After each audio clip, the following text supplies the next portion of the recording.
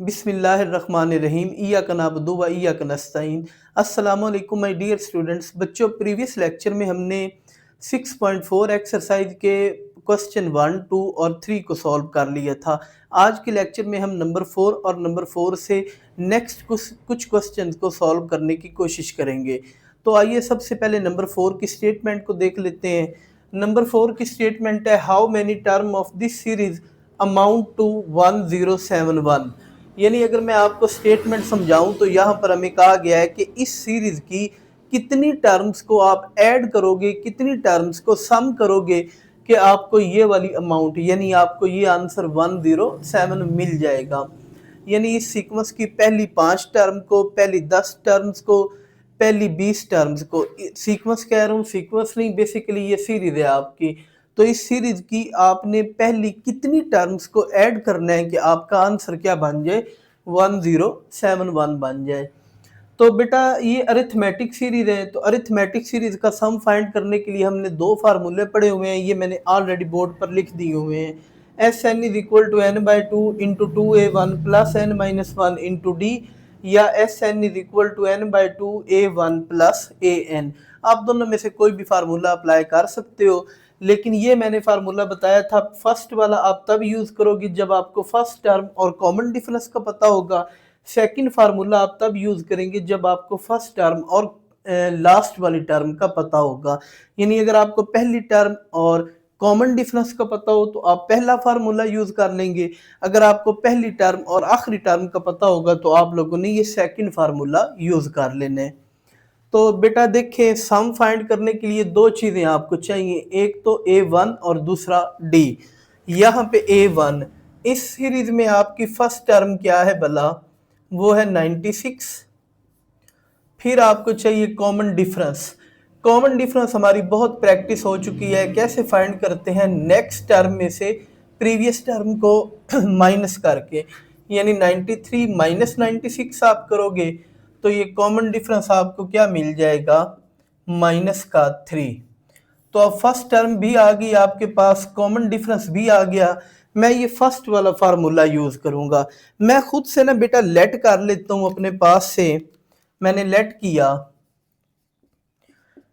जब मैंने n terms का सम लिया, एस एन यानी सम ऑफ n टर्म्स, जब n टर्म्स का सम लिया है तो वो मेरे पास क्या बन गया, 1071। ये मैंने खुद से सपोज कर लिया है। अब मैं ये सारा डाटा फार्मूले में पुट करके ना इस n की वैल्यू को फाइंड करूंगा। यानी ये n किसके इक्वल है, कितनी n की वैल्यू होगी कि जितनी टर्म्स को आपको सम करने पर ये मिल जाएगा 1071। तो आइए बेटा शुरू करते हैं। फार्मूला होता है हमारे पास S n n by two into 2a1 n minus 1 into d. S n यानी sum of n terms, n terms का सम हमने क्या लेट किया हुआ है, 1071। n बाई टू सेम रहेगा, 2 भी आपका सेम आएगा। a1 आपका किसके इक्वल है, 96, और कॉमन डिफरेंस आपका किसके इक्वल है, -3। ये 2 बेटा बटे के नीचे है, यानी उस पूरी टर्म को डिवाइड कर रहे हैं। जब लेफ्ट साइड पर आप इसे शिफ्ट करोगे तो ये इस 1071 के साथ मल्टीप्लाई हो जाएगा। 1071 मल्टीप्लाइंग बाय 2, n आपका सेम आ गया। 2 को 96 से मल्टीप्लाई करें तो ये बनेगा आपके पास 192। -3 को n से मल्टीप्लाई करें, -3n हो गया। -3 को -1 से मल्टीप्लाई करें तो ये प्लस का 3 बन जाएगा। 1071 को बेटा 2 से मल्टीप्लाई करेंगे तो ये बनेगा 2142। n आपका एज इट इज आ गया, 192 भी आपका एज इट इज आया, बल्कि 192 प्लस 3 ये टोटल बन जाएगा आपके पास 195। माइनस का 3n आप लोगों का एज इट इज आएगा। n को अंदर मल्टीप्लाई करें तो ये बेटा बनेगा 195n, और n को -3n से मल्टीप्लाई करें तो ये बनेगा -3n स्क्वायर।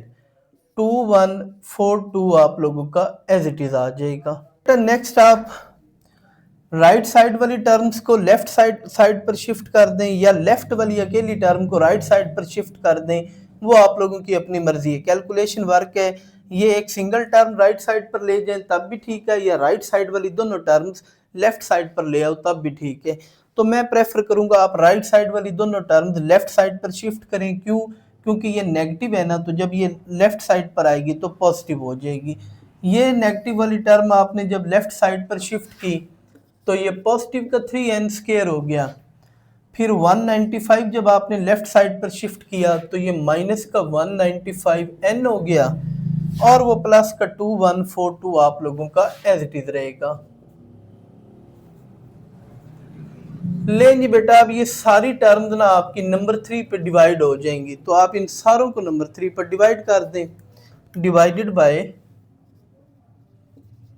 3 यानी 3n² बाय 3, 195n बाय 3 और 2142 बाय 3। इसी तरह अगर आप उस ज़ीरो को डिवाइड करना चाहो तो उसे भी आप कर सकते हो। ये बेटा 3 आपका 3 से कैंसिल आउट हो जाएगा तो n² रह गया। 195 को आप 3 पर डिवाइड करें, 195 डिवाइडेड बाय 3, ये आपके पास बेटा बनेगा माइनस का 65। इसी तरह 2142, इसे जब आपने 3 पर डिवाइड किया तो ये बन गया 714, और हमें पता है 0 को जब 3 पर डिवाइड करेंगे तो हमारा आंसर 0 ही रहेगा। यहाँ बेटा मिस्टेक है, आपका n भी आएगा। जी बेटा, ये बन गई हमारे पास क्वाड्रेटिक इक्वेशन। अब आपने इसके फैक्टर बनाने हो तो फैक्टर बना लीजिएगा। अगर आपको फैक्टर मुश्किल लगते हो तो आपने इसके ऊपर क्वाड्रेटिक फार्मूला अप्लाई करना है। क्वाड्रेटिक फार्मूला आपको पता ही है कि वो इजी होता है, अगर आप चाहो तो क्वाड्रेटिक फार्मूला भी अप्लाई कर सकते हो, लेकिन मैं टाइम सेव करने के लिए इसके फैक्टर बना दूंगा। दो नंबर ऐसे तलाश करेंगे जिनको मल्टीप्लाई करें तो 714 आ जाए, उनको ऐड या सब्ट्रैक्ट करें तो माइनस का 65 आए। तो ये बेटा हमारे पास होंगे 51 और 14। 51 को आप 14 से मल्टीप्लाई करते हो ना, जब 51 को मल्टीप्लाई करें 14 से तो आपका आंसर बनेगा 714। इसी तरह अगर आप माइनस का 51 और माइनस का 14 करोगे ना तो ये माइनस का ये मिडल वाला नंबर यानी 65 आ जाएगा। यानी आपके फैक्टर क्या बन गए, माइनस का 51 और माइनस का 14। तो मिडल टर्म को ब्रेक कर लेते हैं, इसे हम लिख सकते हैं माइनस का 51n माइनस का 14n प्लस का 714 आप लोगों का एज इट इज आ गया।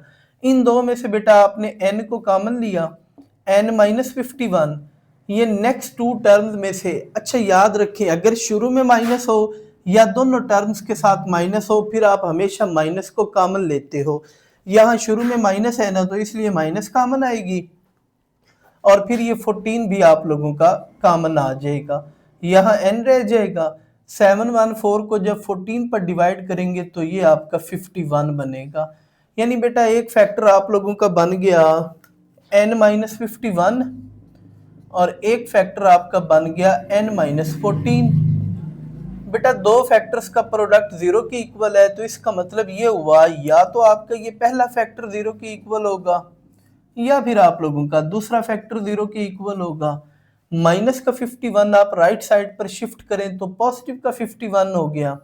इसी तरह माइनस का 14 जब आप राइट साइड पर शिफ्ट करोगे तो पॉजिटिव का 15 हो गया।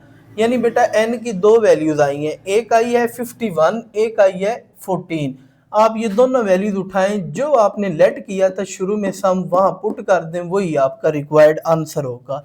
यानी s इस n की जगह पर बेटा आप पहली बार क्या पुट करोगे, 51 को, तो 51 S51 इक्वल है 1071 के, और इसी तरह इस n की जगह पर सेकंड टाइम आप क्या पुट करोगे, 14, यानी S14 किसके इक्वल है 1071। जी बेटा, तो अब मैं ना इन दो रिजल्ट्स को थोड़ा सा एक्सप्लेन कर देता हूँ। वो कहता है अगर 51 टर्म्स का सम लोगे ना तब भी आपका आंसर 1071 आएगा। अगर 14 टर्म्स, पहली 14 टर्म्स का सम लोगे तब भी 1071 ही आएगा। अब यहाँ पे कुछ बच्चे कंफ्यूज हो जाते हैं कि 51 टर्म्स का आंसर भी वही आएगा सम करने पर और 14 टर्म्स का भी वही आएगा। तो बेटा देखें, सीरीज आपकी पहले 96 है, फिर 93 है, फिर 90 है, ये डिक्रीज हो रही है, कम हो रही है। तो इसमें आगे जाके ना कुछ टर्म्स आपकी नेगेटिव होना शुरू हो जाएंगी। तो वो जो नेगेटिव वाली टर्म्स होंगी उन्हें आप पॉजिटिव टर्म्स के साथ सॉल्व करोगे ना, यानी जो 51 टर्म्स होंगी टोटल, उनमें कुछ पॉजिटिव होंगी, कुछ नेगेटिव होंगी। उन सारों को सॉल्व करने पर, ऐड करने पर आपका आंसर क्या बनेगा? 1071। इसी तरह पहली 14 टर्म्स को ऐड करने पर आपका आंसर क्या बनेगा? 1071। अच्छा जी बेटा, नंबर 5 क्वेश्चन है, स्टेटमेंट पढ़ते हैं पहले उसकी। नंबर 5 की स्टेटमेंट है, if three sides of a right angle triangle having perimeter 36 centimetre are in AP find them. अब यहाँ पे ना आपको पहले तो पता होना चाहिए पेरीमीटर किसे कहते हैं, और फिर पता होना चाहिए राइट ट्राइंगल किसे कहा जाता है। किसी भी शेप की बेटा बाहर जितनी भी साइड्स होंगी उनकी जो लेंथ है उनको अगर आप ऐड करते हो तो वो पेरीमीटर को रिप्रेजेंट करता है। फॉर एग्जांपल, ये मेरे पास एक स्क्वायर है ना, तो इसकी बाहर कितनी साइड्स हैं? 1 2 3 4। आप इन चारों साइड्स की लेंथ को ऐड कर दो, वो पेरीमीटर के इक्वल होगा। इसी तरह ये आपकी एक ट्राइंगल है ना, तो अब इसकी 3 साइड्स हैं, 1 2 और 3। आप इन तीनों साइड्स को ऐड कर दो, वो पेरीमीटर बन जाएगा। ऐड करने का मतलब इनकी लेंथ को आप क्या कर दो? ऐड कर दो। तो आई होप पेरीमीटर का आपको पता चल गया होगा।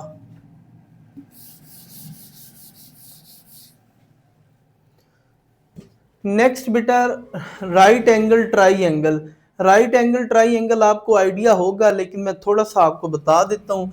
एक ऐसी ट्राइंगल जिसमें आपका एंगल जो होता है 90 डिग्री का बनता है ना, उसे आप कहते हो राइट एंगल ट्राइंगल। ये आपका एंगल क्या है? 90 का। तो जहाँ पे ये बॉक्स सा बन जाता है वो एंगल 90 का होता है। ट्राइंगल की एक खास बात ये है कि 90 के एंगल के सामने हाइपोटेनियस होता है। फिर एक साइड को आप परपेंडिकुलर कहते हो, एक साइड को आप बेस कहते हो। ये परपेंडिकुलर और बेस डिपेंड करता है इन दो एंगल्स के ऊपर। आप किस एंगल के रिस्पेक्ट इस राइट ट्राइंगल को देख रहे हो। अगर आप ये angle alpha beta theta late करते हैं तो ये परपेंडिकुलर बन जाएगा। अगर इस एंगल को आप अल्फा बीटा या थीटा वगैरह लेट करते हैं तो फिर ये आपका परपेंडिकुलर बन जाएगा। अच्छा, यहाँ बेटा आप याद रखिएगा, हाइपोटेनियस की जो लेंथ होती है ना वो हमेशा परपेंडिकुलर और बेस इन दोनों से ज्यादा होती है। हाइपोटेनियस की लेंथ परपेंडिकुलर और बेस इन दोनों से क्या होती है? ज्यादा होती है। या आप यूं समझ लें, आपने पढ़ा हुआ है पैथागोरस थ्योरम, कि अगर इन दो साइड्स का स्क्वायर लेकर ऐड किया जाए तब वो इस साइड के स्क्वायर के इक्वल आएगा। इन दो साइड्स के मुरब्बों का सम तब हाइपोटेनियस के मुरब्बा यानी स्क्वायर के सम के इक्वल होगा। चलें जी बेटा, हमें कहा गया है if three sides of a right triangle having perimeter this are in AP. कोई राइट ट्राइंगल है, उसकी तीनों साइड्स की जो लंबाई है या जो लेंथ होगी ना वो 36, यानी पेरीमीटर आपका 36 बनेगा। अब तीनों साइड्स जो हम लेट करेंगे ना वो तीनों साइड्स किस में होनी चाहिए? अरिथमेटिक प्रोग्रेशन में होनी चाहिए। मैंने आपको ना शायद पहले बताया हो कि अरिथमेटिक प्रोग्रेशन में ऑड नंबर लेट करने का एक मेथड, अगर नहीं भी बताया तो अब आप गौर से सुन लें। एपी में जब भी आपने ऑड नंबर लेट करने हो ना, ऑड का मतलब 3 नंबर, 5 नंबर, 7 नंबर या 9 नंबर, ऑड नंबर जब भी लेट करने हो आप सबसे पहले एक ए लेट करोगे, एक तरफ डी को ऐड कर दोगे, दूसरी तरफ आप डी को माइनस कर दोगे। तो वो एपी में इसी तरह आप चलते जाओगे तो आप सारे ऑड नंबर्स बना सकते हो। तो बेटा मैंने सबसे पहले लेट किया, एक नंबर ए हो गया, राइट साइड पर डी को ऐड कर दिया और लेफ्ट साइड पर मैंने डी को माइनस कर दिया। ये अब तीन साइड्स आ गई मेरे पास इस राइट ट्राइंगल की। Let a minus d, a और a plus d are the sides of right triangle. अब बेटा देखिए मेरे पास तीन साइड्स हैं, एक ए माइनस डी है, एक ए है और एक ए प्लस डी है। तो इन तीनों में बेटा बड़ी साइड या बड़ा नंबर कौन सा बनेगा? यहाँ पे खाली ए है मिडल में, इधर पीछे ए में से कुछ कम हो रहा है, जबकि यहाँ ए में कुछ ऐड हो रहा है। तो एडिशन यानी ए प्लस डी जो है वो हाइपोटेनियस को रिप्रेजेंट करेगा। बाकी दो साइड्स के लिए आप लोगों की अपनी विश है, एक को ए कह दो, एक को ए माइनस डी कह दो, कोई इशू नहीं है। तो मैं लेट कर लेता हूँ ये ए है और ये ए माइनस डी है। आई होप बेटा आपको पॉइंट समझ आया होगा कि मैंने आपको कहा जो लेंथ ज्यादा होती है ना उसे हाइपोटेनियस कहते हैं। तो प्लस ए प्लस डी को मैंने हाइपोटेनियस कह दिया, परपेंडिकुलर को ए कह दिया और बेस को ए माइनस डी। अब हमें क्वेश्चन में जो स्टेटमेंट दी गई थी, हमें कहा गया था कि हमारा पेरीमीटर किसके इक्वल है भला? 36। पेरीमीटर का मतलब होता है इन तीनों साइड्स को आप क्या कर दो, ऐड कर दो, और ऐड करने पर जो आंसर बनेगा वो कितना होगा? 36। यानी ए प्लस ए माइनस डी प्लस ए और ए प्लस डी, तीनों साइड्स का सम पेरीमीटर को रिप्रेजेंट करेगा। तीनों साइड्स की लेंथ का सम वो कितना है जी? 36। लें जी बेटा डी से डी कैंसिल आउट हो गया, ए प्लस ए ये बनेगा 3a which is equal to 36 और 3 मल्टीप्लाई हो रहा है। जब राइट साइड पर आप इसे शिफ्ट करेंगे तो ये डिवाइड कर देगा और a आपका किसके इक्वल आ जाएगा? 12 के। लें जी बेटा a की कीमत आपको मिल गई है। अब ये हमारे पास है राइट ट्राइंगल। तो हमें पता है राइट ट्राइंगल के ऊपर पैथागोरस थ्योरम होल्ड करता है। अब हम पैथागोरस थ्योरम अप्लाई करेंगे। सवाल ये है पैथागोरस थ्योरम सर क्यों अप्लाई करेंगे? क्योंकि बेटा जो हमने लेट किए थे ना नंबर्स या साइड्स, वो थी ए और डी की फॉर्म में। ए की वैल्यू तो मिल गई है, अब डी को फाइंड करना है। तो डी को फाइंड करने के लिए इस राइट ट्राइंगल के ऊपर आप पैथागोरस थ्योरम अप्लाई करोगे। पैथागोरस थ्योरम बेटा क्या होता है हमारे पास?